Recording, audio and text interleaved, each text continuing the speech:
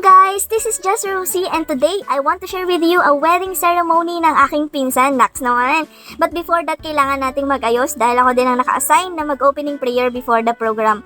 Ready na ang ating fest, Nax naman, and this time yung kapatid ko naman yung inaayusan. Smile ka naman dyan, uy! Shoutout nga pala sa pamangkin ko, thank you so much. Yan, sa pag-aayos sa amin. Ayan, nandito na kami. Intimate yung kasal nila, sobrang ganda ng place at nag-design for their wedding. Naisip ko tuloy, Lord, kailan kaya ako? Joke! May sariling timeline si Lord at kailangan nating sumunod doon. Ang ganda talaga dito, napaka-aesthetic kumbaga. Simple lang and konti lang kami pero binonggahan sa place. Ngayon lang din ako naka-attend ng ganitong wedding pero isip-isip ko hindi naman pala siya masama. Mas maganda nga na family and special friends na lang yung umattend ng kasal mo para mas bongga, diba? Kaya sa mga kapatid ko dyan na nag-aantay, nag-iipon at naghahanda ng sarili, God has His perfect time. Huwag kang magmadali, huwag tayong magmadali. Dahil pag dumating na yung para sa'yo na galing sa Lord, everything would be smooth, everything would be perfect.